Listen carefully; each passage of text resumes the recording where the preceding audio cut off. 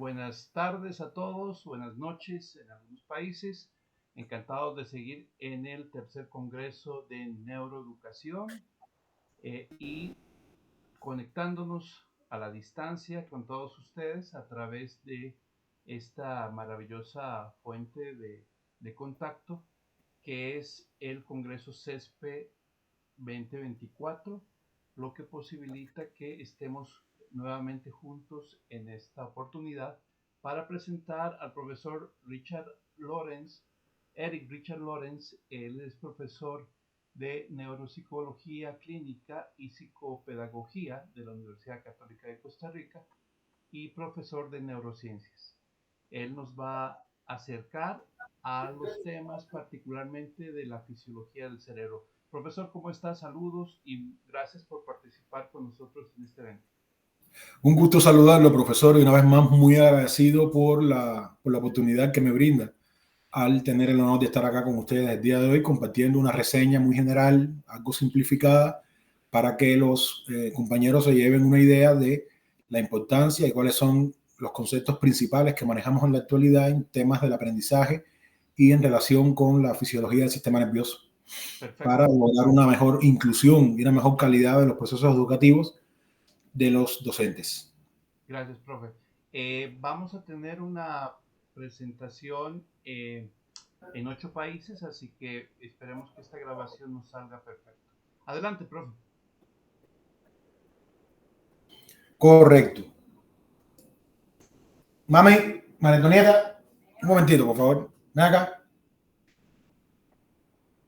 Vamos a estar haciendo una pequeña introducción, una pequeña inclusión en el fantástico mundo de lo que es la neurociencia y cómo se relaciona con los procesos educativos, a fin de lograr como ya les explicaba, una docencia de mayor calidad y de mayor inclusión en cuanto a los procesos que desarrollan ustedes en las aulas, y también nos nutre muchas veces nosotros, que tenemos que, desde el punto de vista clínico, médico, asistencial, tenemos que lidiar también con este tipo de situaciones en la práctica clínica diaria. Vamos a comenzar con esta idea que considero que es muy importante, y es que en primer lugar tenemos que dejar claro que el principal reto de la neurociencia moderna es la comprensión del desarrollo de los procesos asociados a la memoria. Y cuando hablamos de memoria, nos estamos refiriendo directamente al concepto de aprendizaje, ya que, como bien todos saben, el proceso de aprender no es almacenar información de manera pasiva, sino es la capacidad que tenemos de utilizar esos aprendizajes para crear conductas adaptativas en el futuro. O sea, aprender para luego modificar y encaminar nuestro comportamiento a un nivel adaptativo. O sea, no es guardar información de manera pasiva.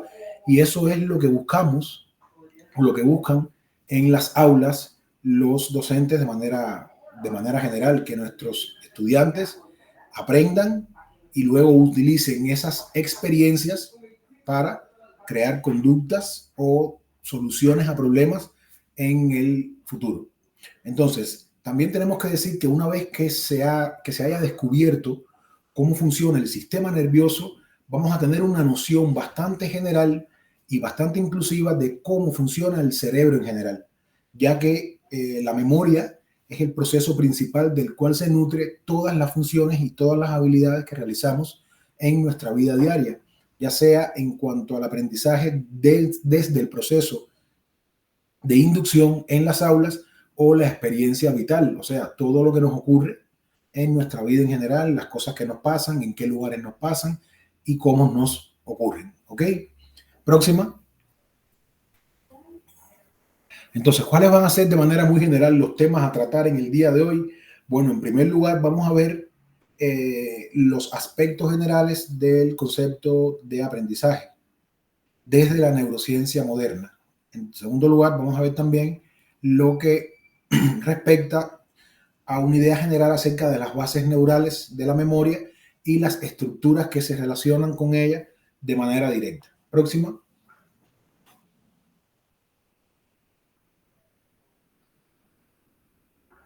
Entonces, ¿cuáles son los aspectos generales del aprendizaje? Próxima.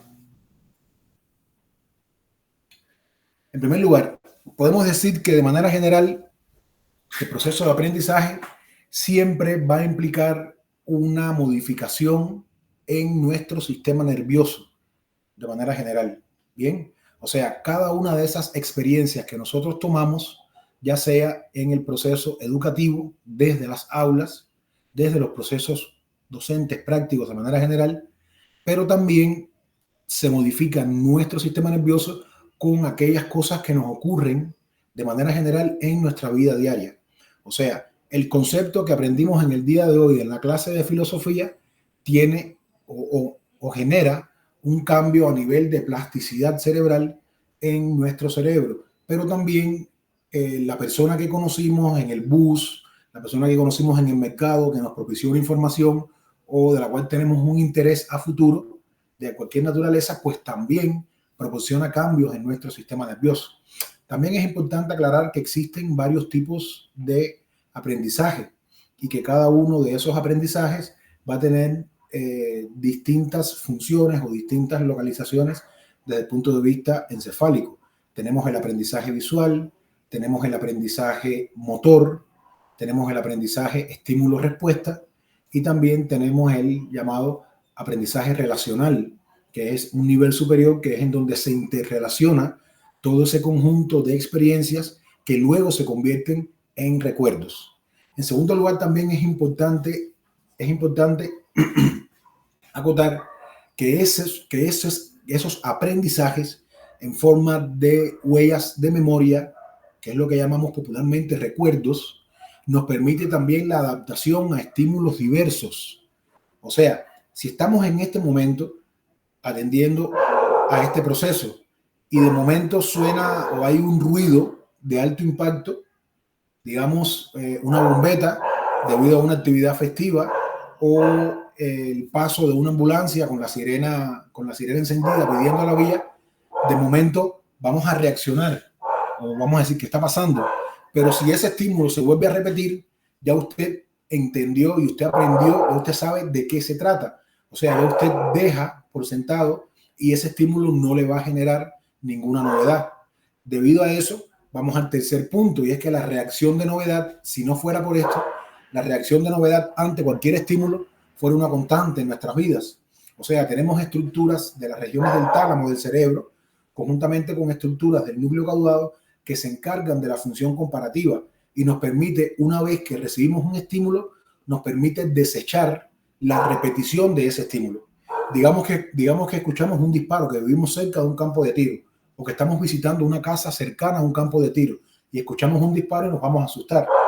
Una vez que vamos a escuchar otro disparo y otro disparo y otro disparo, ya eso no nos va a generar ningún tipo de reacción, porque ya aprendimos y ya reconocimos que esto no es una novedad.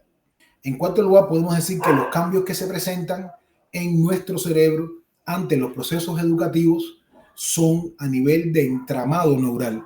¿A qué me refiero con esto?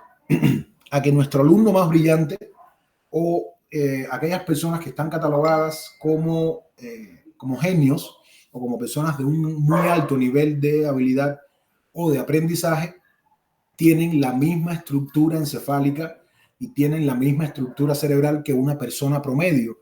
O sea, nuestro cerebro no se modifica desde el punto de vista estructural. Con los procesos, ya sea, repito una vez más, dentro del proceso de inducción, dentro de los procesos educativos o dentro de los procesos experienciales dentro de la vida cotidiana, esa nutrición de conocimientos no conlleva a cambios en la estructura anatómica de nuestro cerebro, sino que más bien nos conlleva a cambios en el entramado neural. O sea, digamos, vamos a poner un ejemplo práctico para que me comprendan mejor.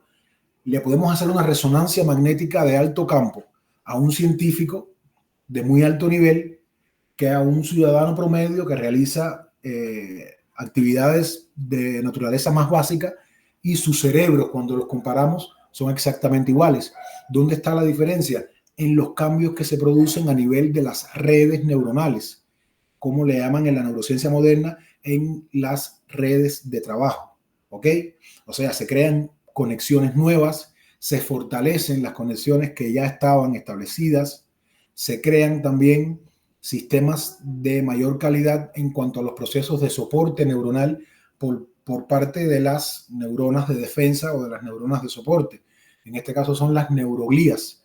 De hecho, hay algo muy interesante y es que recientemente, no tan recientemente ya, lo que se ha retomado nuevamente esos estudios, se han hecho algunos análisis con pruebas forenses de muy alta calidad del cerebro de ciertos genios, por ejemplo, como Albert Einstein, y no se encontraron diferencias importantes en sus entramados neuronales, sino que lo que se vio en realidad fue que habían grandes diferencias en cuanto al resto de los cortes de la población normal, en cuanto al trabajo y la calidad de las neuronas de soporte, o sea, de las neuroglias, esa que conocemos ya de las clases de psicología, de fisiología, o sea, los astrocitos, las neuroglias, las microglias, ¿ok?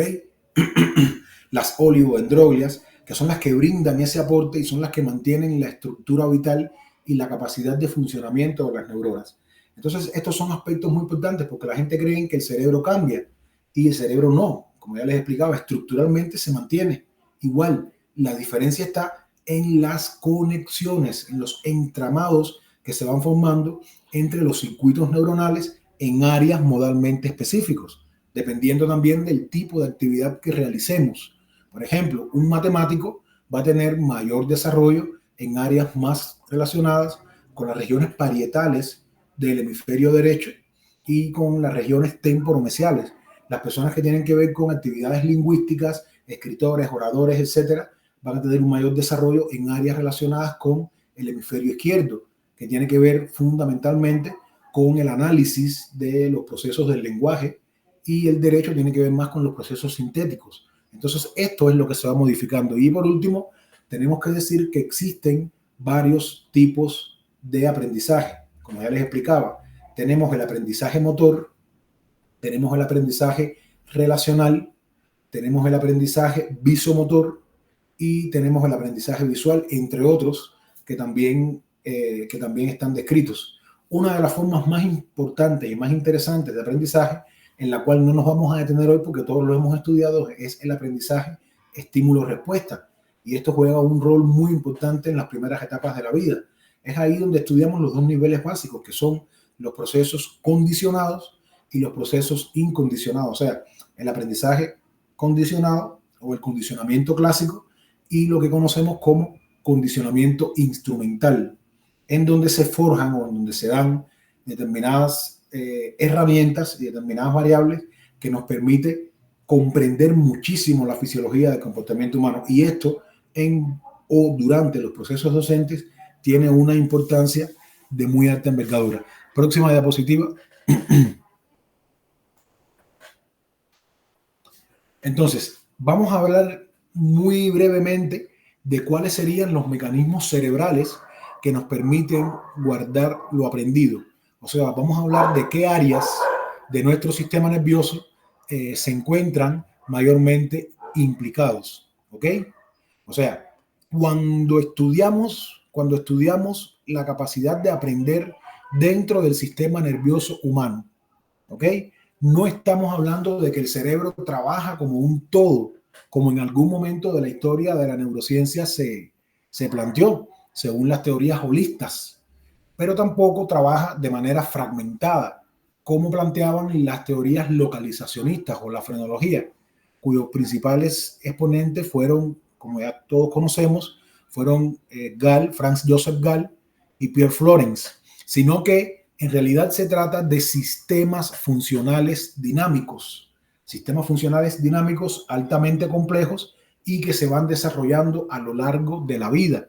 Primeramente, nos basamos en los procesos imitativos, luego con la ayuda del lenguaje internalizamos todas esas experiencias y lo que hacemos con la ayuda de herramientas externas en el hoy, lo logramos hacer mañana con el uso de nuestras herramientas internas. O sea, es lo que llamamos en la neurofisiología clásica los procesos de aprendizaje extracorticales. ¿Ok? O sea, el proceso de apropiación extracortical de las funciones psíquicas superiores, lo cual es muy válido aclarar y muy importante siempre saber que nada de esto se lograría sin la ayuda del lenguaje. Y cuando me refiero al lenguaje, me estoy refiriendo a todas las formas del lenguaje humano, no solamente al lenguaje verbal, sino también al lenguaje escrito, sino también al lenguaje de símbolos, en el caso de las personas que tienen ciertas discapacidades, ya sea visuales, ya sea verbales, auditivas. Sin embargo, son suplantadas por las formas que el ser humano ha creado para comunicarse, cosa que no ocurre en los animales inferiores. Eso es muy importante aclararlo. Sin la presencia del lenguaje no se pudiese lograr ni se pudiese internalizar ninguna de estas habilidades. Próxima diapositiva, profesor. Entonces, aquí tenemos todo un conjunto de estructuras anatómicas, las cuales vamos a mencionar por arribita y vamos a decir de manera muy general cuál es el papel que juegan en los procesos educativos y en el proceso de aprendizaje de manera general. Tenemos todo un conjunto de estructuras situadas a nivel del techo y el tegmento del cerebro en las regiones pertenecientes al tercer ventrículo. O sea, estamos hablando a nivel de esta profundidad. ¿Ok? Ahí tenemos, como bien dice, como bien reza la imagen, tenemos el núcleo dorsolateral del tálamo, también tenemos el núcleo anterior, o sea, que son un conjunto de núcleos, básicamente. Tenemos las fibras del fórnix y tenemos la circunvolución parahipocampal. En la actualidad, esta circunvolución parahipocampal, o también conocido como giro parahipocampal, ha tomado una gran relevancia en los estudios neurocientíficos, no solamente a nivel experimental, sino también a nivel clínico, ¿ok? Ya que las investigaciones más clásicas por método de destrucción de áreas del cerebro, o sea, antiguamente se destruían áreas del cerebro en seres humanos y luego se veía qué cosa era lo que ocurría. En casos de investigación, siempre con consentimiento informado, etcétera, no había el desarrollo que hoy en día. También en caso de lesiones específicas del sistema nervioso, los científicos observaban cuáles son los comportamientos que se mostraban ante estas lesiones. Entonces, más abajo, vamos a mencionar que tenemos lo que conocemos como vía colateral de Schaffer, tenemos las fibras mucosas, tenemos el giro dentado, el subículum, tenemos la corteza entorrinal y la corteza peririnal y parahipocampal. Estas estructuras que están situadas en lo profundo del lóbulo temporal mesial, cuyos circuitos se relacionan directamente con los procesos de aprendizaje semántico, que es el que más nos interesa a nosotros. ¿Por qué los procesos de aprendizaje semántico? Porque es donde guardamos todas las experiencias que recibimos durante el proceso educativo. En pacientes con lesiones a este nivel, digamos lesiones vasculares, por infartos, por hemorragias, o sea, de lo que es el proceso de circulación cerebral, o también lesiones clíticas o blásticas en caso de los tumores, pues se presentan con graves alteraciones del aprendizaje. Y es ahí donde se ha podido hacer la relación existente entre estas profundas áreas del cerebro y los procesos de la memoria. O sea, la información entra directamente en forma de mensajes eléctricos y ahí hay determinadas células que se encargan de hacer una transducción a una forma neuroquímica, o sea, se convierten en neurotransmisores. Y los procesos de estimulación directamente de esta área, pues genera un proceso o un fenómeno que se llama potenciación a largo plazo. O sea, ¿qué es lo que, ¿en qué se traduce todo esto? En que se crea un mayor nivel de actividad y un mayor nivel de onda electrofisiológica, que es lo que hace que se grabe o es lo que hace que ocurra el recuerdo. O sea, que esto se convierta en experiencia y luego queda ahí grabado. Más adelante vamos a ver la teoría que explica de una manera bastante exacta cómo se producen los procesos de recuperación. ¿Está bien? Vamos a la próxima diapositiva, por favor. Muy bien, aquí tenemos un diagrama que, aunque se ve bastante complicado, vamos a tratar de explicarlo de manera bastante sencilla. Y es que tenemos acá lo que conocemos, o sea, ya estuvimos viendo de manera general cuáles son las áreas cerebrales hacia la convexidad, o sea, hacia la profundidad de las regiones convexas de los hemisferios cerebrales que tienen una relación directa con los procesos de aprendizaje. Ahora vamos a ver desde el punto de vista psicocognitivo o neurocognitivo cómo se ha realizado un acercamiento de manera general a estos procesos. Tenemos en primer lugar la llamada memoria inmediata o la llamada memoria perceptiva, que no es más que la fuente de entrada al proceso de aprendizaje. Vale destacar que aquí estamos en presencia de lo que conocemos en psicología cognitiva moderna como la teoría o enfoque del procesamiento de la información. ¿Está bien? El enfoque del EPI, donde tenemos la famosa teoría multialmacén de la memoria, que intenta hacer una analogía entre la mente humana y un ordenador. Pero en la actualidad se ha logrado incluso, como ven tienen imágenes de resonancia magnética funcional debajo, se ha logrado hacer una relación también con la fisiología del sistema nervioso, lo cual hace más creíble y mediante investigaciones escrupulosamente desarrolladas un acercamiento más real a este complejo fenómeno. Entonces, como les explicaba, tenemos la memoria inmediata, también conocida como memoria perceptiva.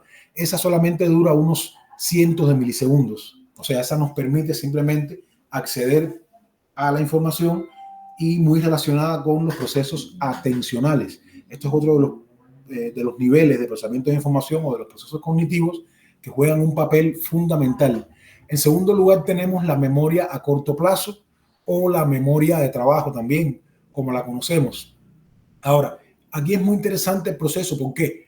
Porque en primera instancia, cuando estamos en franco proceso de aprendizaje, en franco proceso de almacenamiento de la información, sí la llamamos memoria a corto plazo. ¿Por qué? Porque el input, dígase el mensaje que estamos intentando guardar, lo que va a durar es un muy corto periodo de tiempo. ¿Ok?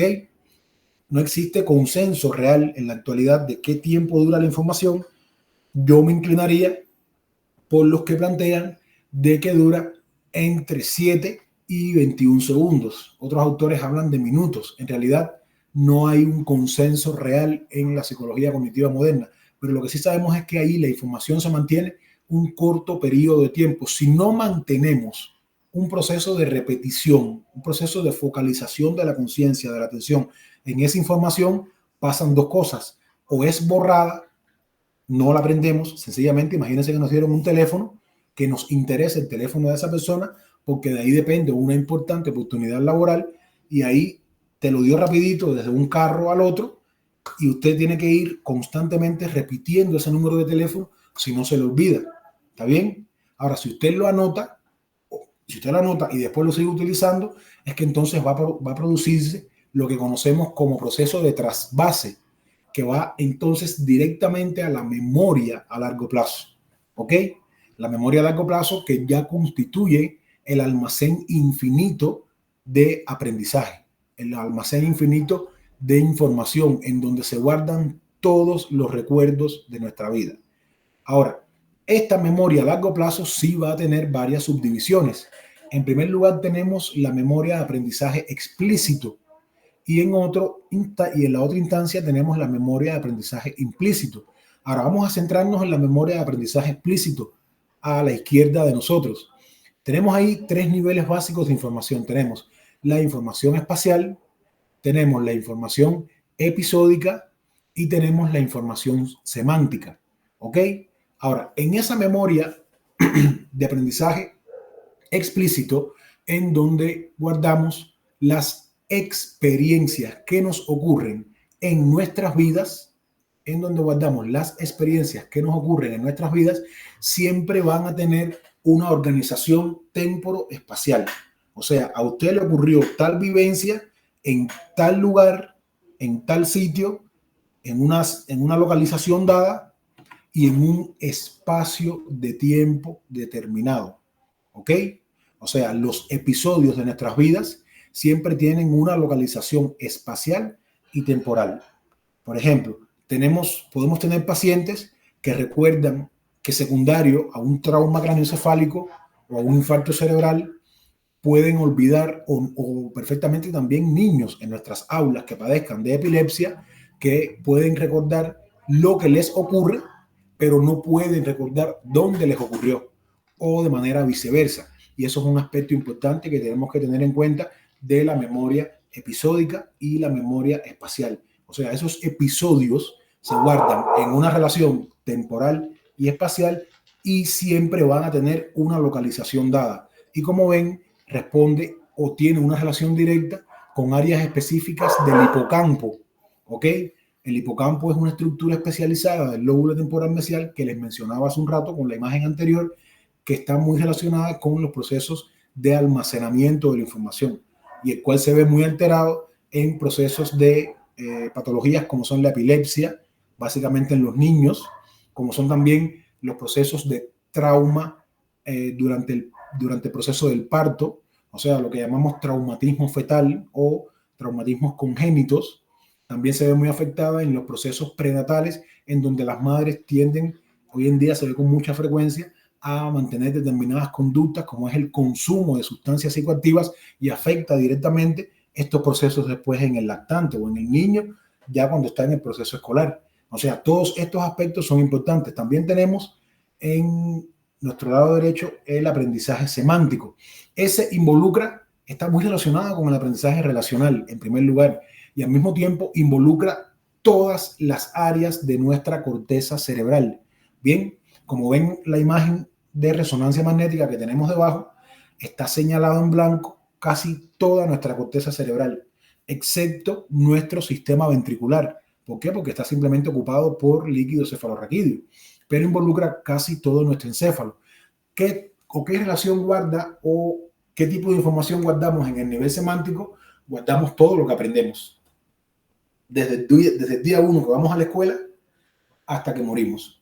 Todas las cosas que vamos aprendiendo mediante los procesos de instrucción, básicamente instrucción, se guardan en nuestra corteza cerebral de manera general.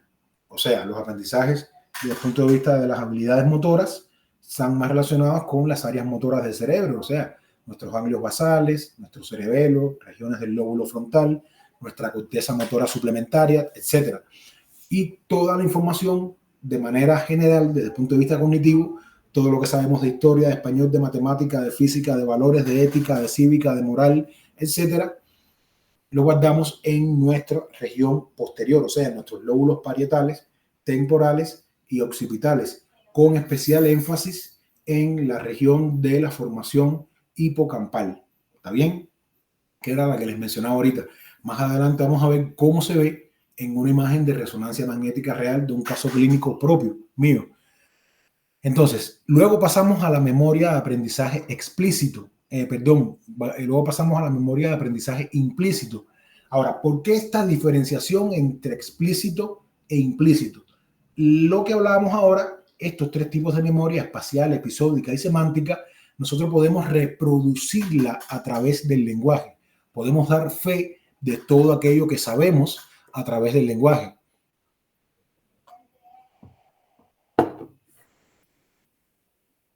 A diferencia de lo que ocurre con las formas implícitas de la memoria. ¿Cuáles son las formas implícitas de la memoria? Las que tienen que ver directamente con las habilidades adquiridas a lo largo del proceso de neurodesarrollo. Tenemos ahí la memoria procedimental, también lo pueden encontrar en la literatura como memoria procedural, que es aquella en donde simplemente aprendemos nuestros movimientos, que nos sirven para adaptarnos a la realidad de manera creativa. Fíjense que en la imagen de resonancia magnética se relaciona fundamentalmente con las áreas de los núcleos basales talámicos y el cerebelo.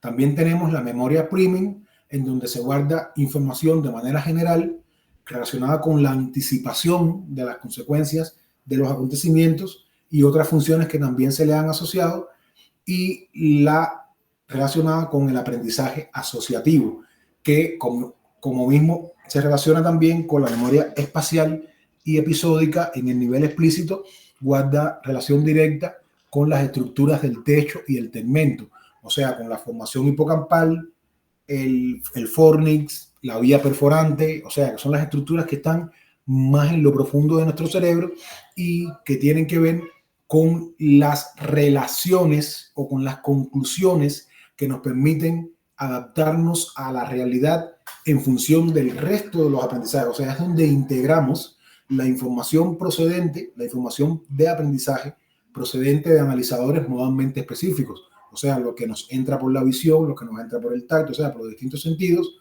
lo que nos entra por los distintos tipos de memoria, y ahí se integran, se asocian, y es donde se forma una visión más acabada de la realidad, o es lo que llamamos en psicología y en psicopedagogía la concepción del mundo, que es donde creamos un concepto acabado de la realidad.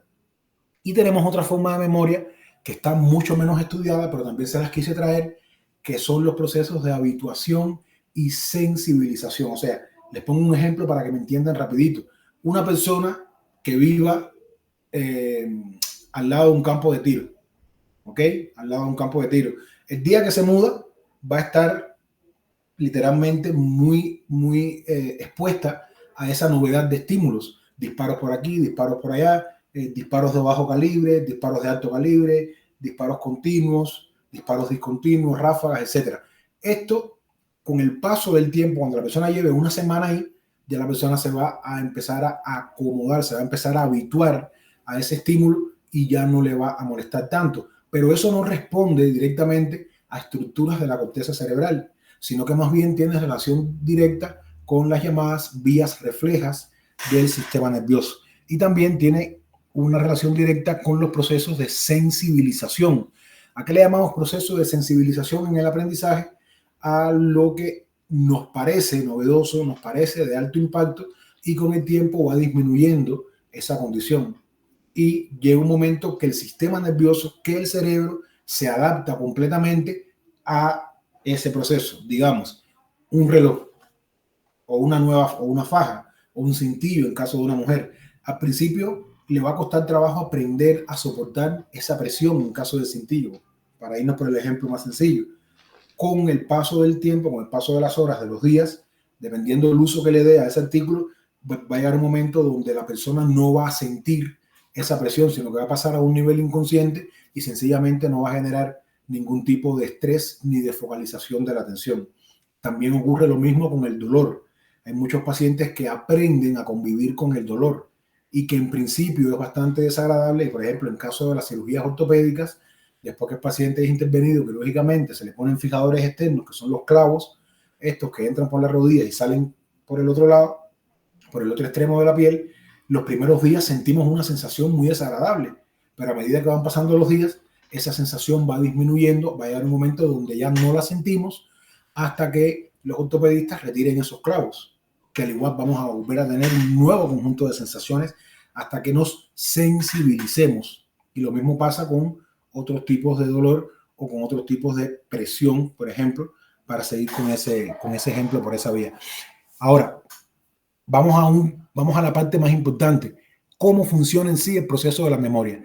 Yo ahora le puedo pedir a cualquier ser humano que me reproduzca verbalmente todo lo que sabe. ¿Está bien? Y me va a decir que no, que es imposible.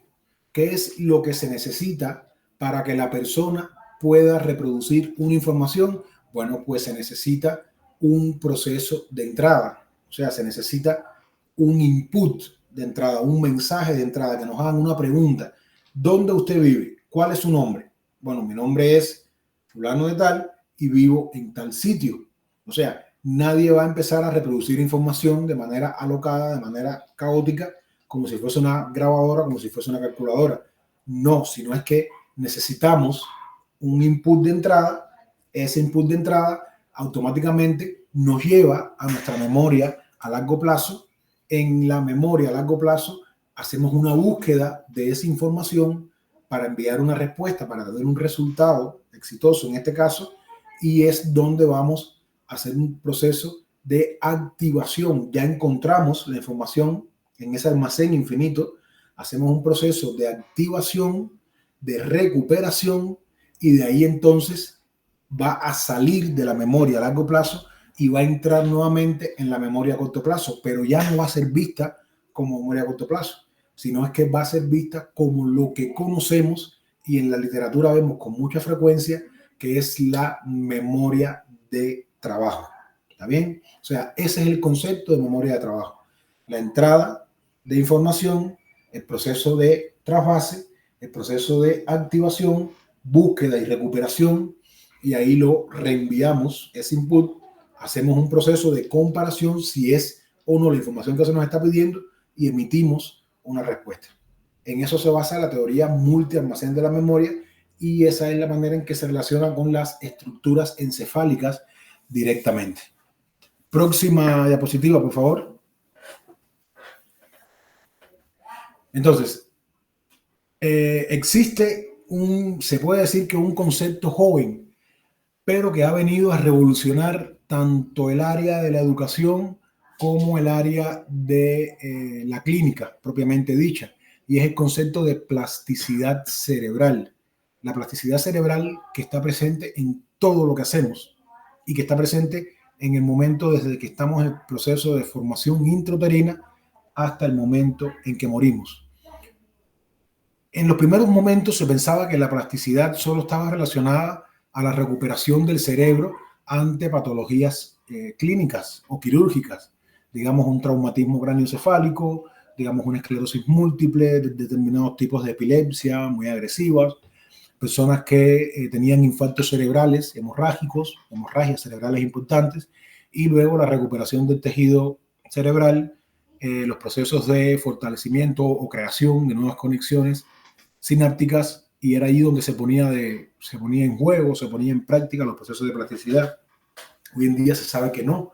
Hoy en día el concepto de plasticidad se ha extendido y también se ha hecho viable a los procesos del conocimiento. O sea, la plasticidad cerebral no solo nos permite el proceso de recuperación del tejido encefálico desde el punto de vista funcional, sino es que también nos permite el proceso de aprendizaje.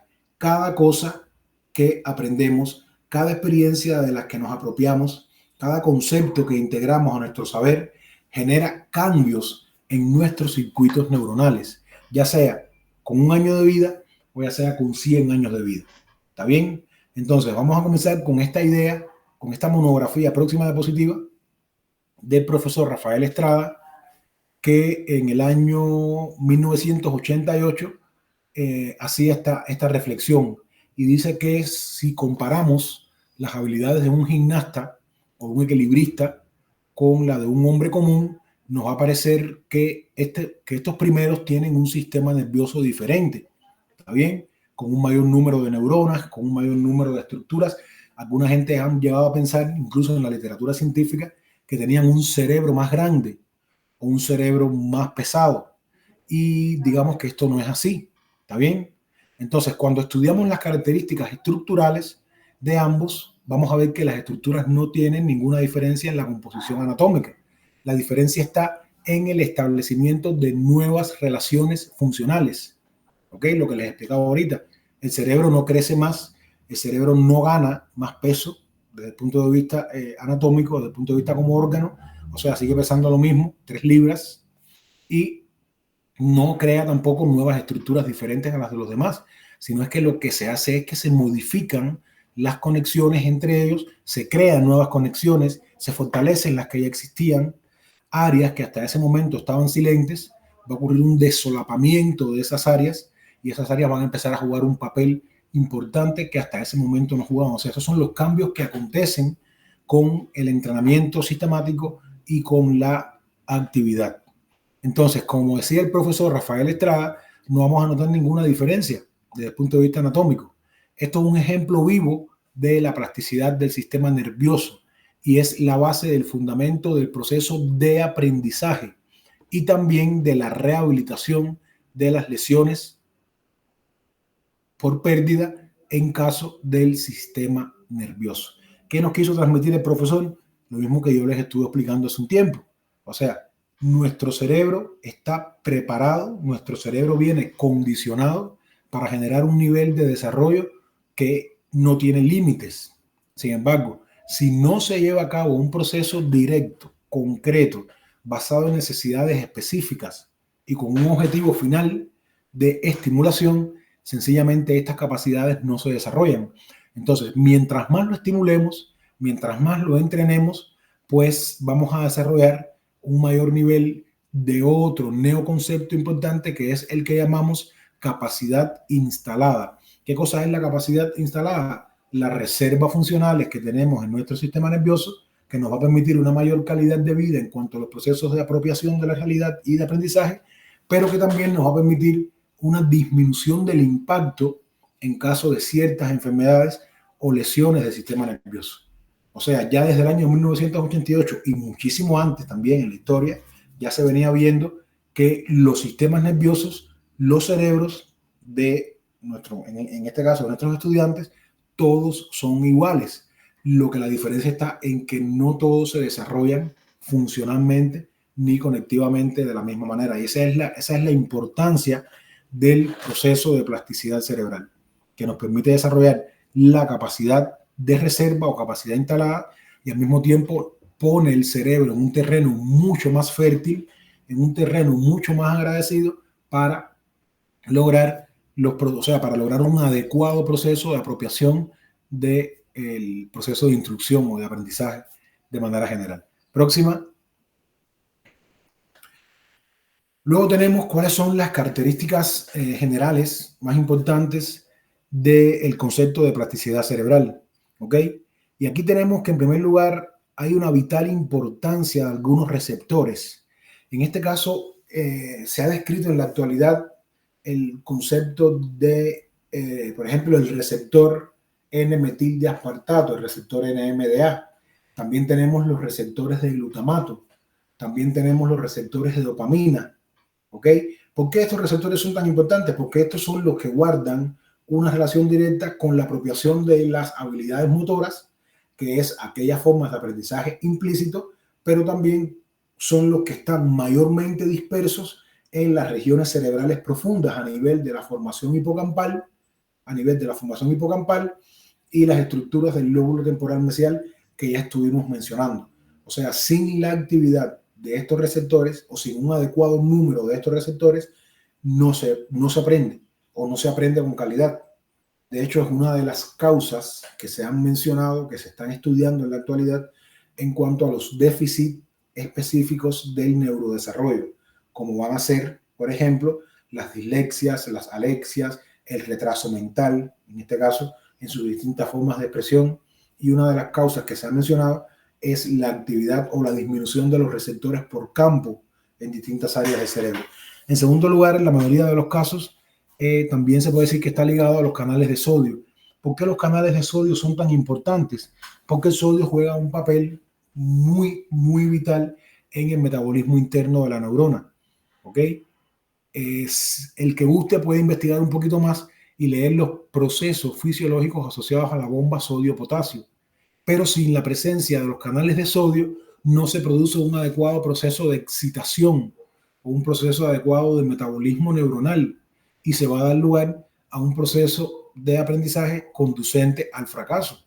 O sea, hay causas que no nos permiten, bajo ningún concepto, lograr una calidad en el aprendizaje, sino que más bien van a entorpecer nuestra capacidad para lograr un desarrollo académico y social adecuado. En tercer lugar, también se ha descrito en la actualidad la presencia de la enzima CAMK2.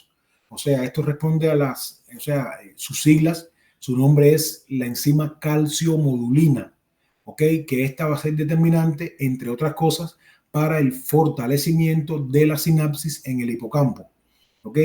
Y es lo que vamos a hablar ahora en un momento. O sea, están los procesos de potenciación, que lo que hacen es básicamente fortalecer la sinapsis, que es el proceso de comunicación interneuronal, en donde se produce no solamente la recepción del estímulo, en este caso procedente del medio exterior en forma de impresiones físicas, somáticas, sensitivas, etcétera, sino que también permite generar la actividad motora, pero también nos permite los procesos de aprendizaje a nivel de corteza y subcorteza cerebral. ¿Ok? Entonces, en este caso, como ven, mencionamos en las regiones más profundas del hipocampo, porque esa es el área en donde se ha visto que las lesiones o las patologías destructivas producen un desfavorable funcionamiento de los procesos de aprendizaje. Eran las imágenes que veíamos ahorita de manera gráfica. Y bueno, en cuarto lugar, la enzima PKMZ, que es una enzima que está en procesos de estudio, o sea, solamente se denomina así, también parece figurar entre las responsables de este concepto que voy a mencionar ahora, que es también muy importantísimo, que es la potenciación a largo plazo. ¿Está bien? ¿Qué cosa es la potenciación a largo plazo? La potenciación a largo plazo no es más que el fortalecimiento de una sinapsis. Cuando hablamos de potenciación, hubo fortalecimiento sináptico, hubo calidad en la comunicación inter e intraneuronal, y se da con mayor éxito, se da con mayor calidad el proceso de apropiación de la experiencia, o sea, del aprendizaje. Y también tenemos la conocida como depresión a largo plazo, que juega un papel muy importante también en la calidad de los procesos, tanto de aprendizaje como de memoria. ¿Qué cosa es la depresión a largo plazo? La depresión a largo plazo no es más que el debilitamiento de la huella de memoria, vista como que como un debilitamiento de la sinapsis,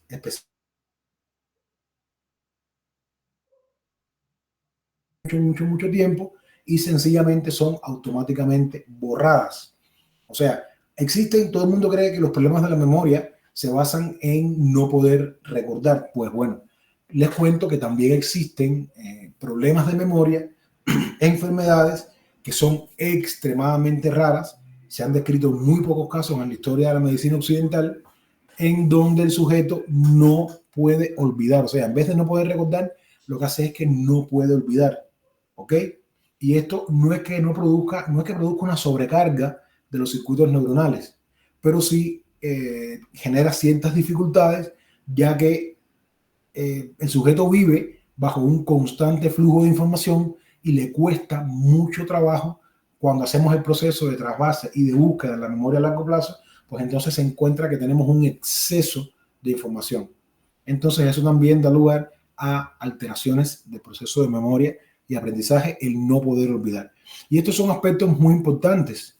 ¿Por qué? Porque nos habla de que sin la presencia o sin la indemnidad de estos niveles de funcionamiento, pues nuestros estudiantes, en muchos casos, pues van a tener graves problemas del proceso o sea, durante el proceso de actividad académica.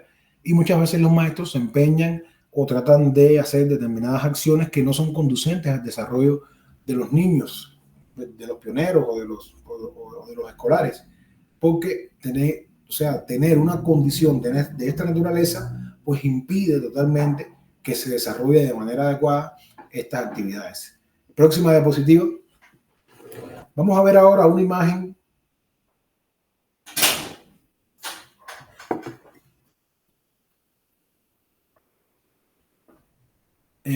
por favor, la anterior, profesor.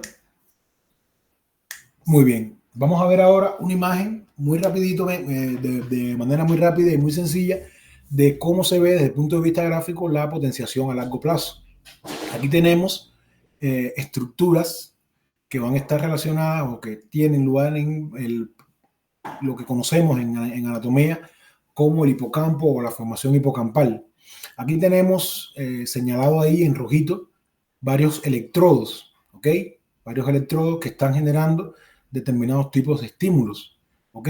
Un estímulo débil directamente en el campo CA1 de las regiones hipocampales, otro que ya va directamente a la circunvolución dentada y otro que va directamente a la corteza entorrinal y otro que va al campo CA3. Tenemos otro electrodo que está registrando. Estos son experimentos dentro del laboratorio de neurociencias en este caso, o sea, qué es lo que se hace. Y en tercer lugar, tenemos un estímulo intenso, o sea, tenemos dos electrodos que están generando determinados tipos de estimulación, un estímulo débil y un estímulo fuerte, y tenemos el registro de los potenciales excitatorios postsinápticos, que responde a las siglas PEPS. Bien, vamos a la figura de al lado en la 13.5, donde vemos entonces los procesos de potenciación a largo plazo. A la izquierda arriba vamos a ver qué ocurría con la onda electrofisiológica, en este caso se traduce en la calidad de la sinapsis, en el proceso antes de la potenciación.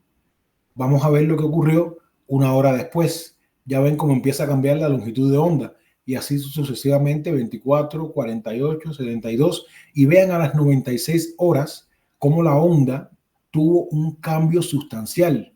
O sea, cómo después de estimular esa área con actividad eléctrica hubo un cambio sustancial. Eso significa que se produjo un proceso de recuerdo y que se insta a que ese recuerdo tuvo o tiene una condición sólida. O sea, es fácil de recuperar y fue fácil también de asimilar. ¿Cuándo ocurre eso? ¿O cómo ocurre eso en nuestro cerebro, en la vida práctica? Con estrategias válidas y ordenadas de enseñanza, con procesos constantes de repetición, con procesos constantes de estimulación. ¿Está bien? Es como se produce, en este caso, en el laboratorio se pone un electrodo vía quirúrgica y se llega directo al centro que se quiere estimular mediante neuronavegación. Pero ¿cómo lo hacemos en la práctica? Dando o teniendo estrategias de aprendizaje que sean las correctas. ¿Cómo se produce esto? Trabajando con las familias para que una vez que el educando esté en casa, pues entonces tenga actividad o tenga tiempo, pasa que donde está repitiendo, donde está aprendiendo, en donde está buscando alternativas para lograr ese aprendizaje, y eso es lo que se va a traducir en ese cambio de la longitud de la longitud de onda. En este caso es un registro de un registro en una población de potenciales excitatorios posinápticos. ¿Está bien? Entonces aquí ven de manera general cómo esto es real, o sea, cómo la estimulación directa de áreas específicas del hipocampo y de la región temporal mesial, cómo produce una onda que se traduce en un fortalecimiento de la sinapsis, que se traduce en una experiencia o en la calidad de la huella de memoria. Próxima diapositiva. Acá en esta imagen tenemos una foto de resonancia magnética de un paciente que tuve hace unos años atrás, que esta fue una muchacha que fue brillante, literalmente hablando, fue brillante hasta el inicio de su adolescencia. Ya cuando entra en la escuela secundaria comienza a presentar graves problemas de aprendizaje, pero no solamente se extendían al aula, sino que también impactaban sobre su calidad de vida adaptativa y social. La chiquita no sabía, por ejemplo, cómo cruzar una calle, se le había olvidado o no aprendía las luces de semáforo, cosa que sabía antes de presentar estas manifestaciones. Había olvidado habilidades básicas como acordonarse los cordones de los zapatos o una camisa, etc. Ahora, los maestros, o sea, hacen una coordinación con un centro de salud, y bueno, yo la valoro. Le hacemos esta resonancia magnética de cráneo. Esto fue en ausencia de cualquier patología neurológica que nos pudiese explicar esto. O sea, la chiquita no padecía de epilepsia, no tenía lesiones cerebrales específicas con tumores, aneurismas, malformaciones, etcétera. ¿Qué es lo que estaba ocurriendo? Pues estaba teniendo un proceso de atrofia cerebral en la región parahipocampal, que es esa mancha ovalada que se ve ahí en el lado derecho, que no está representada de manera correcta en el lado izquierdo. O sea, es la única diferencia visible que se ve entre un lado y otro. Es una especie de óvalo blanco encima del ventrículo. O sea, estaba haciendo un proceso de atrofia cerebral en esa área. Quiere decir eso que esas poblaciones neuronales estaban registrando un proceso sostenido de depresión a largo plazo.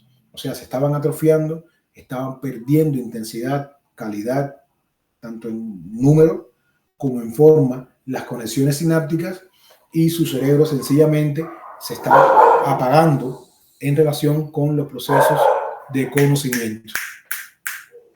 ¿Está bien?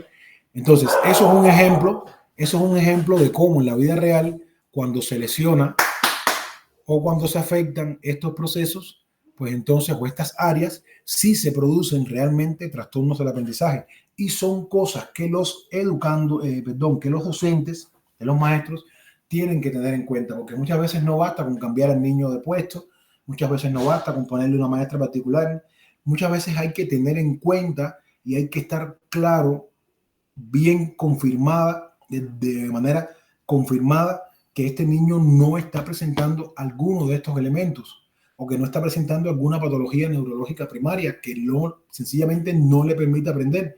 Y ya esto, bueno, el manejo sería altamente especializado, que queda en manos de los docentes, de los especialistas en este caso. Próxima diapositiva, por favor. Ya para terminar, vamos a hablar muy rápidamente de lo que se conoce como redes neuronales y su relación con la neuroeducación. Vamos a tomar como referencia el paradigma del enfoque de procesamiento de la información. Próxima diapositiva, por favor. Muchas gracias, profesor. Bajamos un poquito esa diapositiva. Muy bien.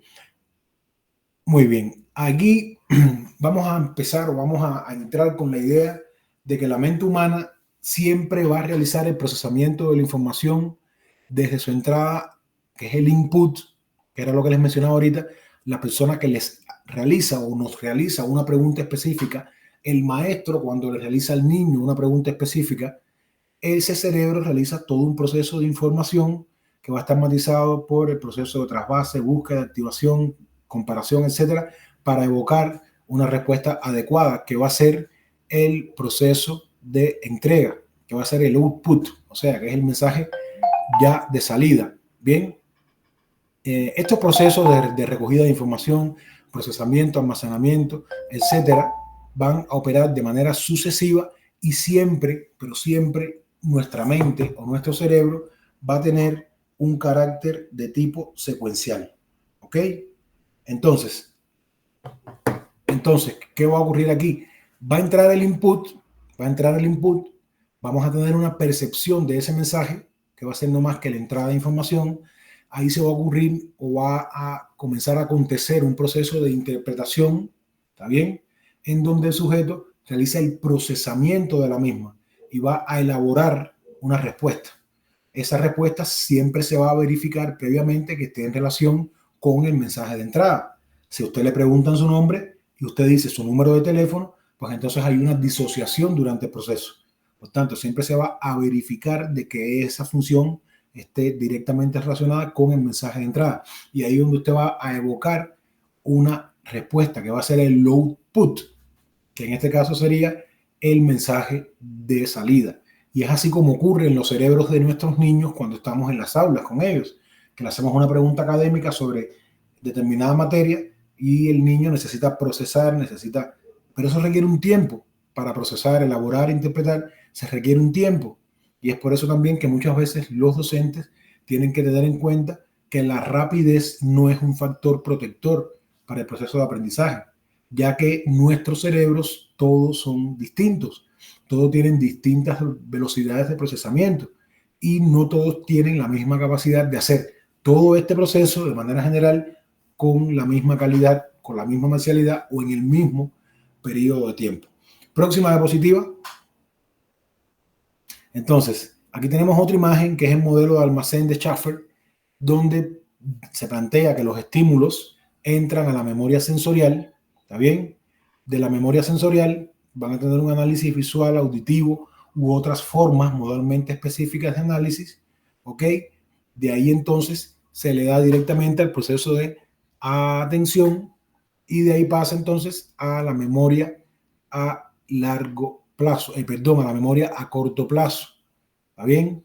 Ahora, en la memoria a corto plazo, entonces va a hacer lo que se llama el proceso de trasvase, que ya les he explicado ahorita, donde va toda la información a la memoria a largo plazo y dentro de la cual donde se recupera, se produce el proceso de recuperación y ya entonces del proceso de recuperación en adelante ya deja de funcionar la memoria a corto plazo y empezamos a trabajar con la memoria de trabajo, que es la que se encarga de realizar todo el proceso del que estuvimos hablando anteriormente. Esto, o sea, esto es una, se lo quise traer nada más para que vieran, pero esto es una variante más simplificada del proceso o del enfoque del procesamiento de la información, en este caso de la teoría multialmacén de la memoria. Próxima diapositiva.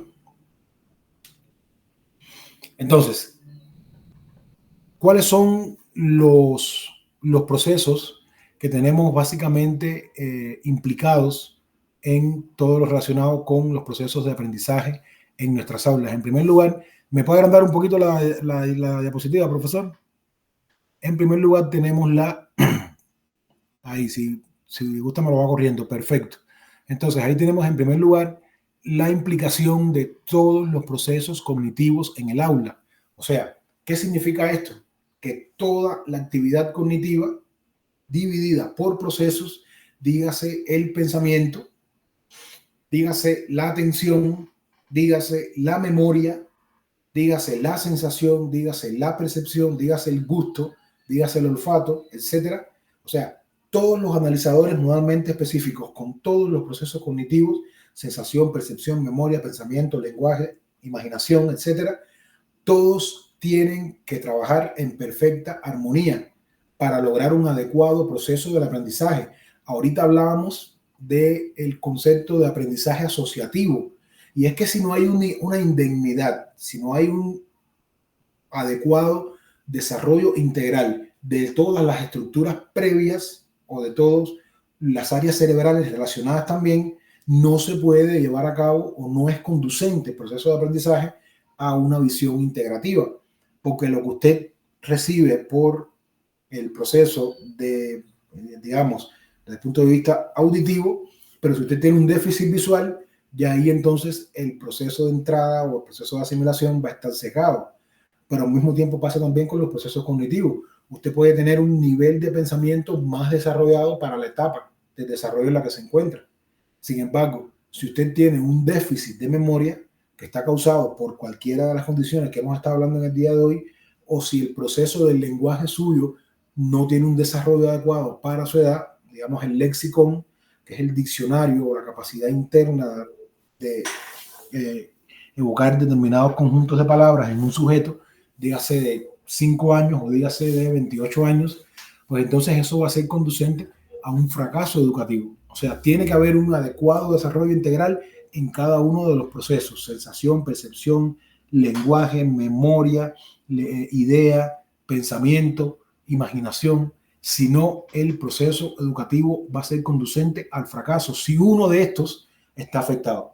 Pero también va a ser conducente al fracaso si estos no se integran de manera dinámica para poder lograr una, ¿cómo se llama esto? Un proceso de aprendizaje de calidad.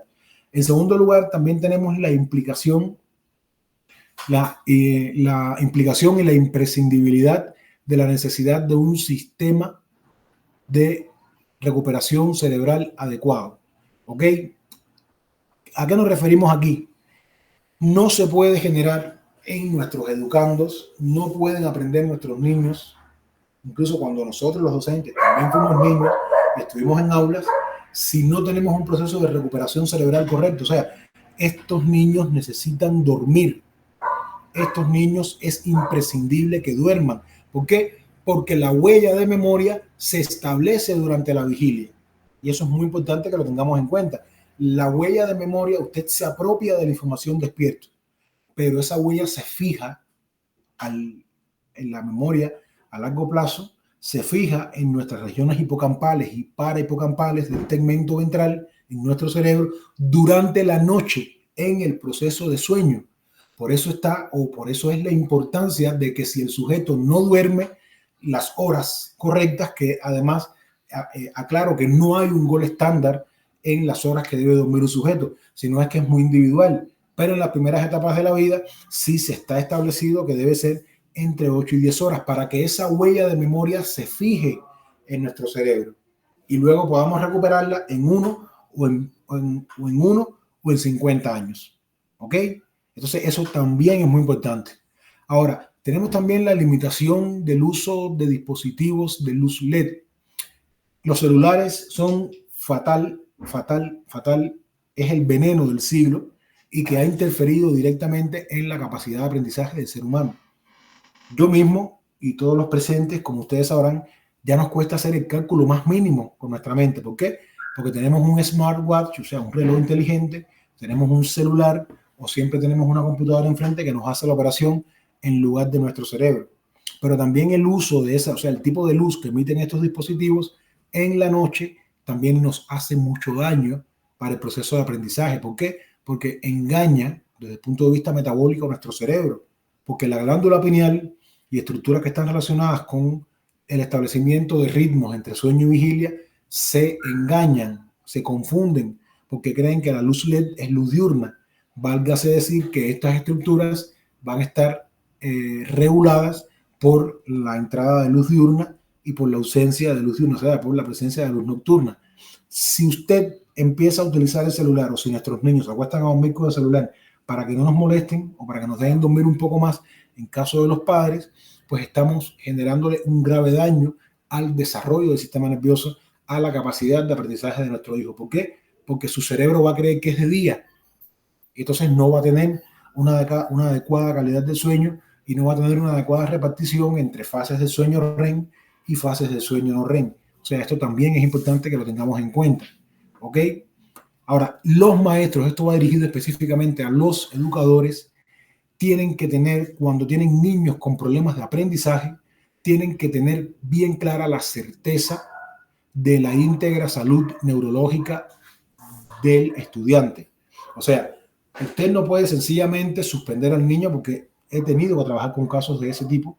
Usted no puede sencillamente suspender al niño, usted no puede sencillamente segregar desde el punto de vista social al niño porque tiene problemas de aprendizaje, porque es un vago, porque no quiere, porque no funciona así.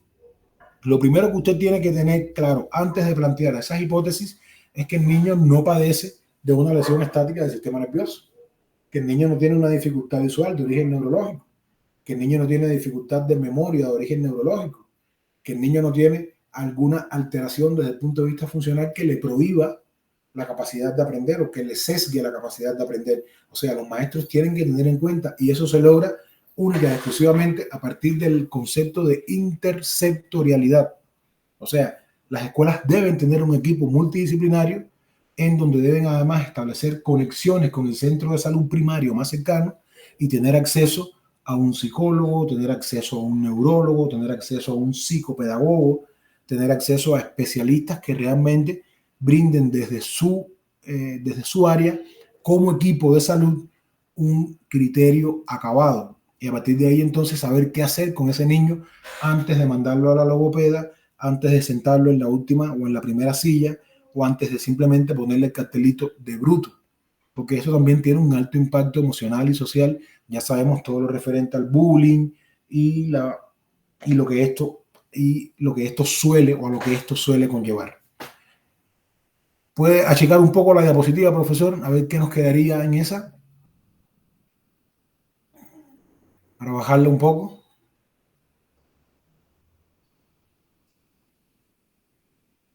Muy bien, ya. O sea, estos serían los aspectos importantes a tener en cuenta desde el punto de vista neuroeducativo, desde el punto de vista clínico, desde el punto de vista médico y desde el punto de vista social e institucional. Y vamos a ver una última imagen. ¿Cómo se pueden lograr esas cosas? ¿Cómo hacemos un trabajo multidisciplinario?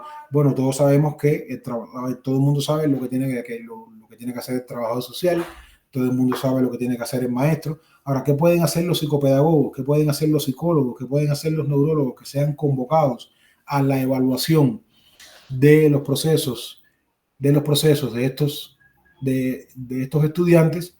Bueno, en primer lugar, tenemos algunas baterías de evaluación neuropsicológica. ¿Está bien? Tenemos algunas herramientas de evaluación que suelen ser muy útiles. Tenemos en primer lugar las imágenes médicas. Si tenemos un niño con una situación muy grave, y el área de salud nos va a ayudar, pues es importante que se realice siempre lo que les presenté hace un ratito, una imagen, ya sea de tomografía, ya sea de resonancia magnética, para poder descartar. Vean, esa niña estaba desarrollando una rara condición neurológica, estaba atrofiando su región hipocampal, sus regiones relacionadas con aprendizaje y memoria. La niña no iba a aprender, sencillamente. O sea, requería de todo un manejo clínico interdisciplinario para que esta niña pudiera volver a aprender o no se atrasara tanto en su neurodesarrollo. Pero los psicopedagogos tendrían acceso a pruebas como, por ejemplo, la prueba de aprendizaje verbal de Luria. En este caso, la versión infantil. Siempre todas tienen versiones infantiles. También tenemos ya en los niveles más elevados, adolescentes, adultos, tenemos también la figura compleja de Rey, que nos permite evaluar la memoria visual propiamente dicho, el aprendizaje visual propiamente dicho. También tenemos la escala de memoria de Wechsler. Tenemos el Hopkins Learning Verbal Test, que nos mide la memoria de manera numérica, nos mide amplitud, nos mide atención focal, pero también nos mide memoria a largo plazo y también nos mide recuerdo diferido mediante los procesos de enmascaramiento. Tenemos el test de Boston, que nos permite evaluar el lenguaje. Tenemos los exámenes de fluencia verbal fonológica, de fluencia verbal semántica. Tenemos también las escalas clásicas de inteligencia. No hay que hacer necesariamente el WIPSI, ni el WISE, ni el WISE 3, digamos, de manera general, para lograr un screening bastante rápido.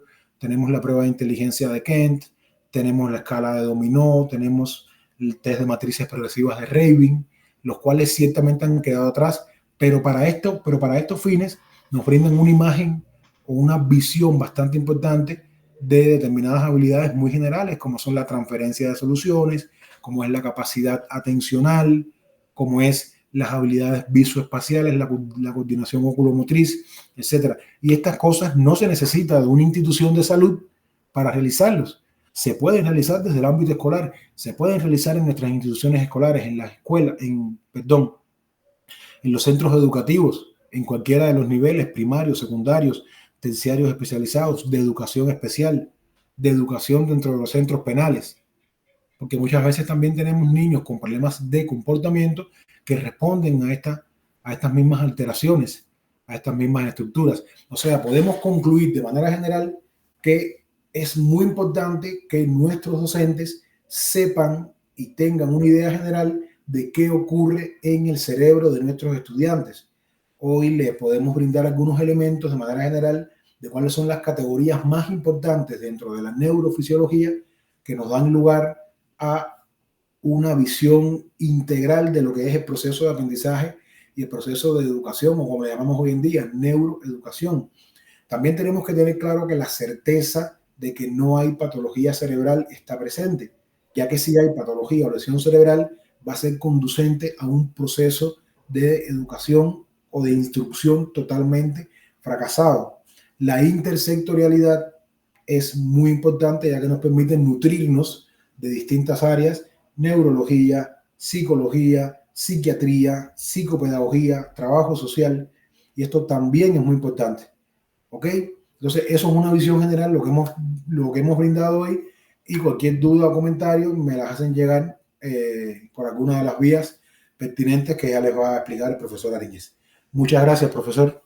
Profe, muchas gracias. El profesor Richard Lawrence desde Costa Rica para todos ustedes en un campo, en una explicación, aunque resumida, pero concisa, del funcionamiento del cerebro y su relación con la neuroeducación. Muchas gracias, profesor.